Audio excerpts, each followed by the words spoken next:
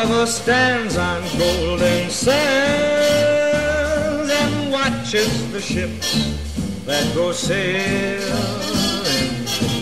somewhere beyond the sea. She's there watching for me.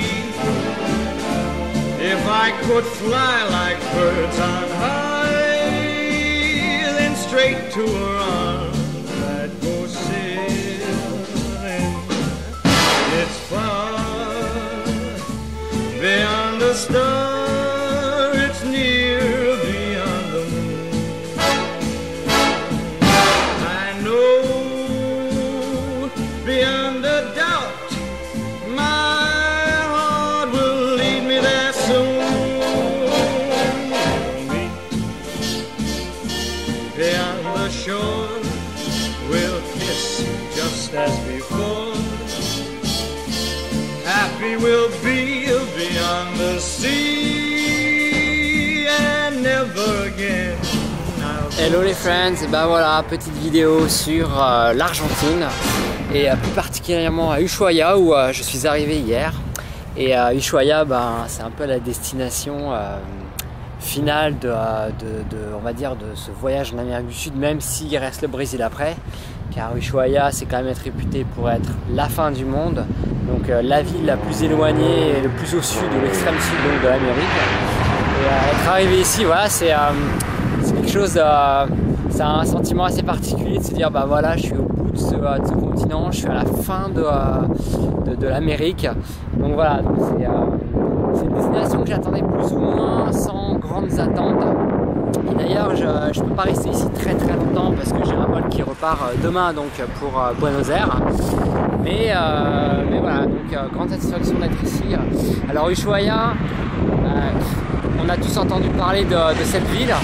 Quand on était gamin, enfin la première chose qu'on a entendu parler d'Ushuaia et qu'on connaissait d'Ushuaia, c'était la fameuse émission télé avec Nicolas Hulot. Et après, en grandissant, on s'est rendu compte qu'Ushuaia c'était finalement un shampoing douche. Donc là, ça a été un peu la rupture de nos illusions. On n'a pas compris pourquoi un shampoing douche.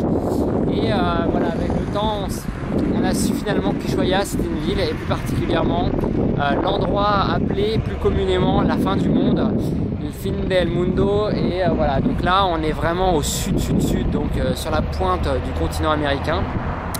Et on est à quelques, on va dire, milliers de kilomètres, allez, 3-4 000 kilomètres de l'Antarctique Sud.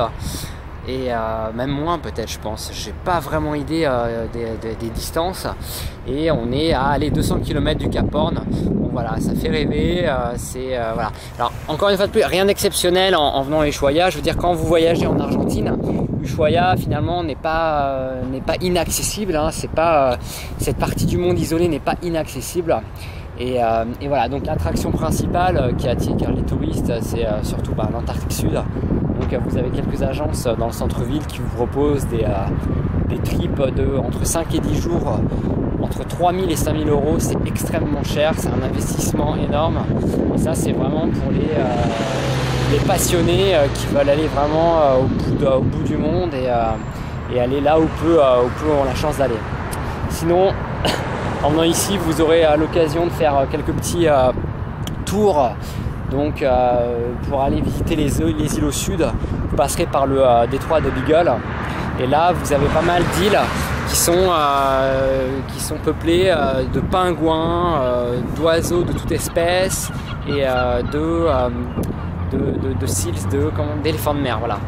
Donc d'éléphants de mer et des lions de mer plutôt. Et c'est vraiment ce qui attire les touristes principalement, on va dire, dans cette baie. Donc voilà. Mais sinon, il y a toujours les terres d'El Fuego où vous pouvez faire des petits treks sympathiques. Il y a quelques glaciers. Mais voilà, donc je suis ici que pour une journée, alors ça va aller très vite, je vais vous le dire. Donc voilà.